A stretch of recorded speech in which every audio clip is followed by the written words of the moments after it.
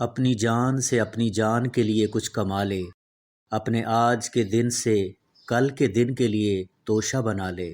زمانے کی صلح کو غنیمت سمجھ، فرصت کے وقت کو ہاتھ سے جانے نہ دے۔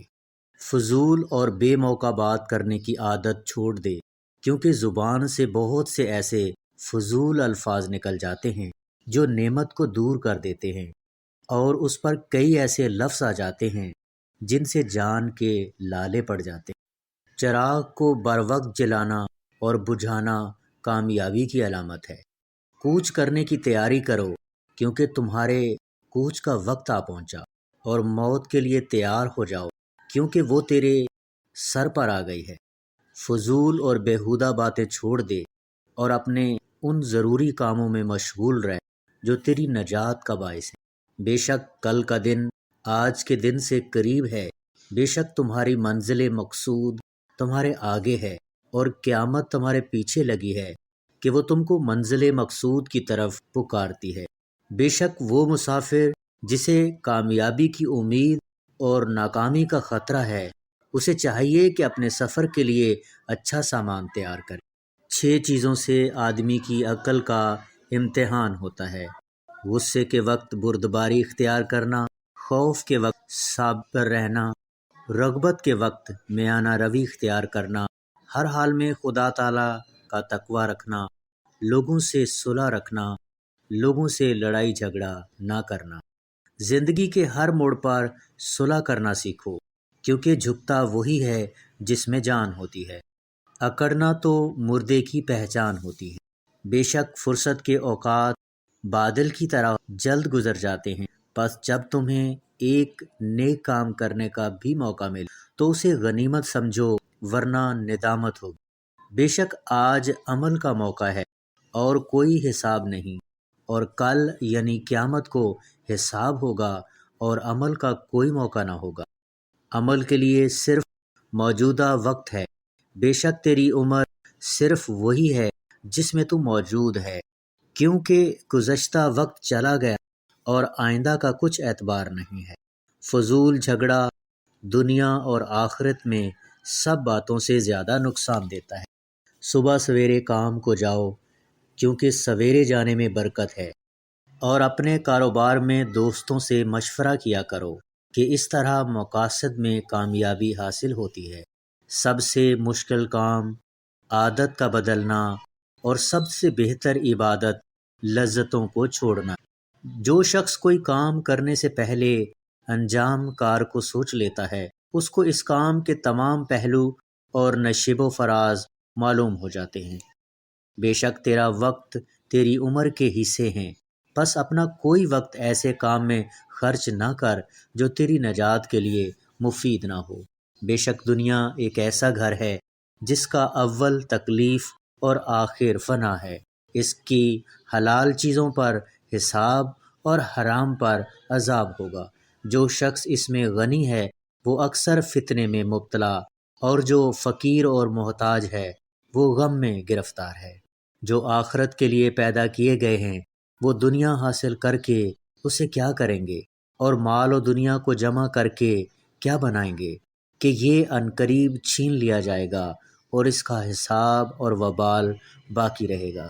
اگر نیکی کی فرصت ملے تو اسے غنیمت سمجھ، جن کاموں کی ضرورت نہیں ان سے منہ پھیر، اور اپنے آپ کو ایسے کاموں میں مصروف رکھو جو آخرت کے لیے ضروری ہے۔ بے شک اگر تم قناعت اختیار کرو گے تو لوگوں سے بے پرواہ ہوگے، اور دنیا کی تکلیفیں کم ہو جائیں گی، اور بلا شبہ تم نے دنیا کی طرف رغبت کی تو تم اپنی عمر کو ایسی چیزوں میں برباد کرو گے جس کے لیے نہ تم باقی رہو گے اور نہ وہ تمہارے لیے باقی رہے گی۔ خدا تعالیٰ کی اطاعت میں سویرے سویرے مشغول ہو جانا کہ دو جہاں کی خیر و برکت ہاتھ آئے۔ خوشی کے اوقات وہ ہیں جو آپس میں پیار و محبت سے گزرے۔ عقل مند وہ ہے جو اپنا ایک سانس بھی غیر مفید کام میں ضائع نہ، اور نہ ایسی چیز جمع کرے جو ساتھ نہ دے۔ عقل مند کسی کی ملامت سے پست ہمت نہیں ہوتا، اور نہ سستی سے اپنے کام کو چھوڑ بیٹھتا ہے۔ اپنا بوجھ ہلکا کرو تاکہ پہلے لوگوں کے ساتھ مل جاؤ۔ پہلے لوگ پچھلوں کا انتظار کر رہے ہیں۔ آخرت تمہارے رہنے کا گھر ہے، بس اس کے لیے وہ سامان تیار کرو جو ہمیشہ تمہارے کام آئے۔ غلطیوں سے بچنے کی سب سے اچھی صورت یہ ہے کہ آدمی اپنے ہر ایک کام کو پہلے سوچ لے، پھر اسے کرے، اور اپنی ہر ایک بات پر غور کرے، پھر اسے زبان سے کہے۔ نقصان اٹھانے والا وہ شخص ہے جس نے اپنی عمر کو برباد کیا، اور قابل رشک وہ ہے جس نے عمر کو پروردگار کی اطاعت میں خرچ کیا۔ اچھے لوگوں کا تمہاری زندگی میں آنا تمہاری قسمت ہوتی ہے، اور انہیں سنبھال کر رکھنا تمہارا ہنر۔ اخلاق وہ چیز ہے جس کی قیمت کچھ نہیں دینی پڑتی، مگر اس سے ہر انسان خریدا جا سکتا ہے۔ کبھی اپنی زبان سے کسی کے عیب بیان نہ کرو، کیونکہ عیب تم میں بھی ہیں اور زبان لوگوں کی بھی ہے۔ دنیا داروں کی صحبت سے پرہیز کر، کیونکہ اگر تنگ دست ہوگا تو تجھے حقیر سمجھیں گے، اور اگر زیادہ مالدار ہوگا تو تجھ سے حسد کریں گے۔ جو کنایت اور صبر اختیار کرتا ہے وہ غنی ہے۔